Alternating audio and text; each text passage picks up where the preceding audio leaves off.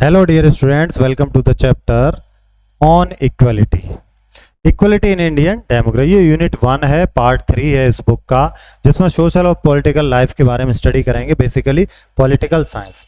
पहले पार्ट में हम लोगों ने हिस्ट्री को पढ़ा था, दूसरे पार्ट में ज्योग्राफी को पढ़ा, तीसरे पार्ट में पॉलिटिकल साइंस है, जिसका यूनिट 1 है इक्वलिटी इन इंडियन डेमोक्रेसी, जिसमें चैप्टर नंबर 16 है।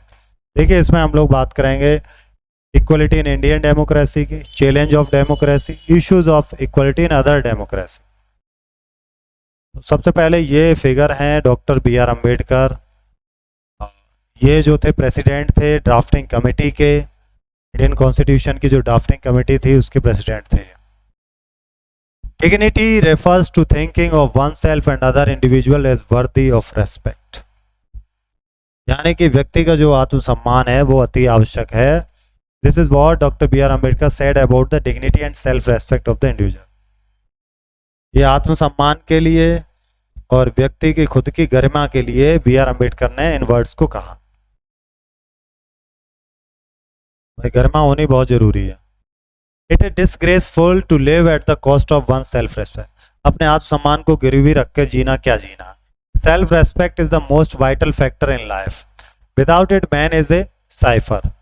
To live worthily with self-respect, one has to overcome difficulties. It is out of hard and ceaseless struggle alone that one derives strength, confidence and recognition. Man is mortal. नश्वर है इंसान जो है ना। Everyone has to die. सबको मरना है someday or the other. But one must resolve to lay down one's life in enriching the noble ideals of self-respect and in bettering one's human life. एक दूसरे के जीवन को अच्छा करना, इंसान के जीवन को अच्छा करना, इसके जरिए अगर रहें तो ठीक है। Self respect and in bettering one's human life. Nothing is more disgraceful for a brave man, जो बहादुर लोग हैं, साहसी लोग हैं, उनके लिए कुछ भी डिसग्रेसफुल नहीं है कि वो जिंदगी जो है अपने डिवॉइड ऑफ सेल्फ रेस्पेक्ट, बिना सेल्फ रेस्पेक्ट के जिंदगी अगर वो जी रहे हैं तो इससे ज्यादा डिसरेस्पेक्टफुल क्या हो सकता है। बात करते हैं equality in Indian democracy. In Indian democracy the constitution uphold the principle of equality. भारतीय संविधान जो है इक्वलिटी के सिद्धांत की बात करता है, जिसका मतलब होता है हर person regardless of gender, caste, religion, educational background और economic status is considered equal under the law. कानून के आगे सभी बराबर रहेंगे, चाहे वो किसी जाति के, धर्म के हों, किसी भी बैकग्राउंड के हों, सोशल बैकग्राउंड या इकोनॉमिक कोई भी बैकग्राउंड हो, सब बराबर रहेंगे। While inequality still exists, India's democratic framework ensures that all citizens are treated with dignity and fairness. तो संविधान ये तय करता है कि सभी सिटीजन भारतीय जो हैं उन्हें डिग्निटी और फेयरनेस के साथ ट्रीट किया जाए। Previously lacking legal protections against discriminations and mistreatment, several laws now safeguard individuals from such injustice. पिछले जो अंग्रेजों का दौर था उस समय बहुत सारा इंजस्टिस हुआ था। अब ये जो नियम बनाए गए हैं जो इंडियन कॉन्स्टिट्यूशन के, जिसके द्वारा जो इंडिविजुअल हैं वो सेफ गार्ड कर रहे हैं, उनको सुरक्षा दी जाए। कॉन्स्टिट्यूशन क्या है? ये एक डॉक्यूमेंट है जिसमें रूल्स और रेगुलेशन है, जिसके जरिए सिटीजन और जो गवर्नमेंट है वो फॉलो करती है उनको। Constitutional provisions include equality before the law. Law के आगे सब बराबर हैं, कानून के आगे सभी बराबर हैं। Discrimination based on religion, race, caste, birth place और जेंडर इज प्रोहिबिटेड। ये बिल्कुल भी इलीगल है कि कोई व्यक्ति डिस्क्रिमिनेट कर रहा है on the base of religion, धर्म के आधार पर, जाति के आधार पर, रंग के आधार पर, बर्थ प्लेस या जेंडर के आधार पर आप किसी से क्या नहीं कर सकते, भेदभाव नहीं कर सकते। सबको राइट है कि वो पब्लिक स्पेस को एक्सेस कर सकें, प्लेग्राउंड एक्सेस कर सकें, होटल्स एक्सेस कर सकें, शॉप्स को, मार्केट्स को, सबके लिए, रोड को, बाथिंग एरियाज को। ये नहीं कि भाई ये व्यक्ति अंदर आएगा, ये नहीं आएगा, इस जाति का आएगा, उस जाति का नहीं आएगा। Untouchability has been abolished. आगे चल के वही अनटचेबिलिटी, जो छुआछूत है, उसको खत्म किया गया। अब ये प्रेजेंट टाइम में जो इंडियन पार्लियामेंट है उसकी यहाँ पर आपको तस्वीर दिखाई जा रही है।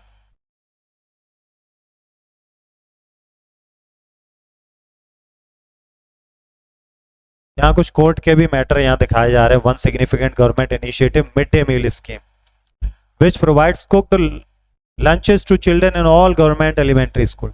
सरकार ने मिड डे मील स्कीम्स को स्टार्ट किया था और 1995 में से स्टार्ट किया। तमिलनाडु जो स्टेट है वो उस स्कीम में पायनियर है। इन 2001 supreme court mandate that all state government implement it with in 6 month. Supreme court ने 2001 में सभी सरकारों को आदेश दिए थे कि सब इसको इम्प्लीमेंट करिएगा मिड डे मील को।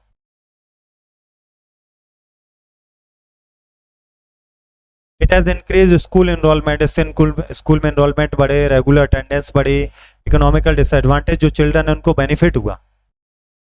सस्टेनेबल डेवलपमेंट गोल के अंदर भी आता है waste less food and support local farmers. School में खाना मिला बच्चों को।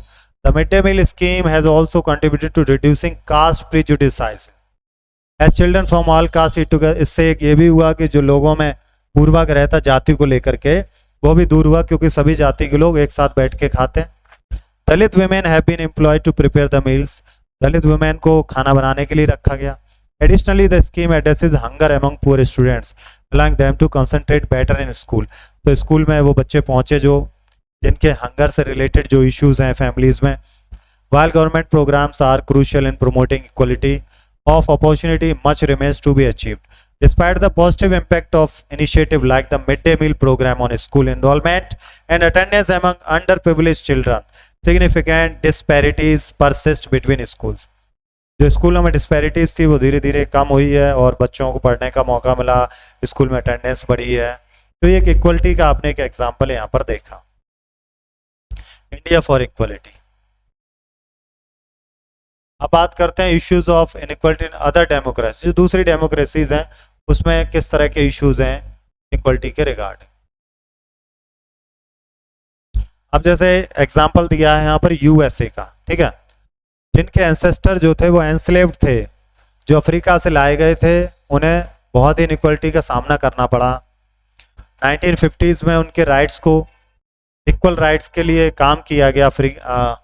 जो अफ्रीकन अमेरिकन थे historically been subjected to serve discrimination, including being required to sit at the back of buses or give up their seats for white। यहाँ तक था कि अगर गोरे लोग आ रहे हैं तो उनके लिए सीट छोड़ देनी है बस में, और बस में अगर बैठेंगे तो पीछे की सीट पर ही बैठेंगे। Rosa Parks an African American women sparked the civil rights movement on December 1, 1955 when she refused to give up her bus seat to a white man। जब उन्होंने मना कर दिया कि मैं अपनी सीट नहीं दूंगी किसी गोरे व्यक्ति को। After a long day at work, her courageous act galvanized a movement against the unequal treatment of African American। The Civil Rights Act of 1964 was a landmark legislation that outlawed discrimination based on race। फिर America में एक civil right act आता है 1964 में, जो अपने आप में एक लैंडमार्क साबित हुआ, मील का पत्थर साबित हुआ, जहां पर इस भेदभाव को दूर किया गया।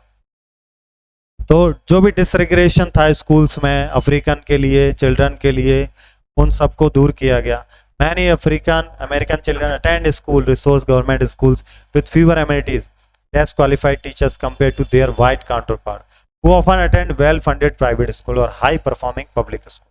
तो बाकी सब लोग बड़े अच्छे स्कूलों में पढ़ते थे, ये बेचारे जो गरीब बच्चे सरकारी स्कूलों में पढ़ा करते थे, तो इनको राइट्स वहां पर मिले अमेरिका में।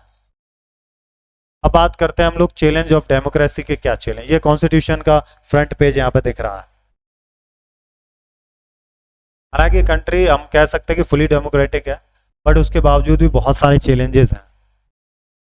जैसे except from article 15 of the constitution India, तो डिस्क्रिमिनेशन की बात करता है कि group of religion, race, caste, sex और प्लेस ऑफ बर्थ के बेस पर किसी को डिस्क्रिमिनेट नहीं करेंगे। स्टेट शैल नॉट डिस्क्रिमिनेट, किसी भी सिटीजन को, कोई भी राज्य, कोई भी कंपनी, कोई भी पर्सन डिस्क्रिमिनेट नहीं करेगा। No citizen shall on grounds only religion, race, caste, sex, place, birth any of them be subject to any disability, liability, restriction और कंडीशन विद रिगार्ड टू।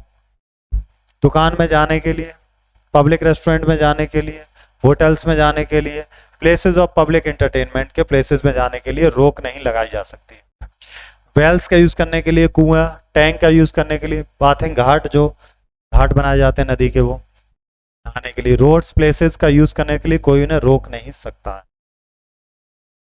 करते हैं क्वेश्चन आंसर। ये आप notebook में करेंगे अपने, हम लोग करेंगे ये वाले क्वेश्चन आंसर।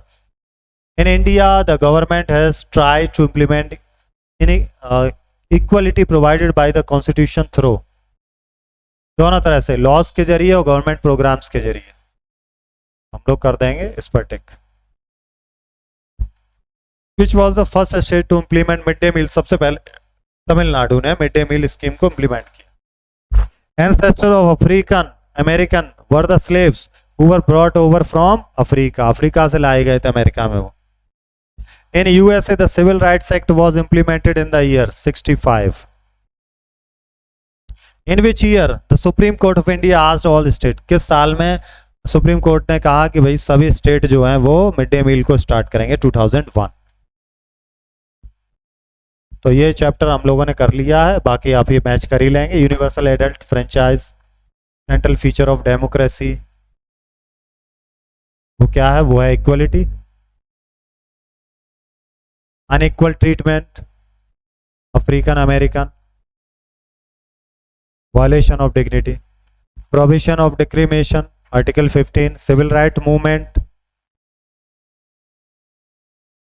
अफ्रीकन अमेरिकन से रिलेटेड था, universal adult franchise, 1 person 1 vote, civil rights movement, ये तो हो ही गया। चलिए ठीक है, अब मिलते हैं नेक्स्ट चैप्टर में।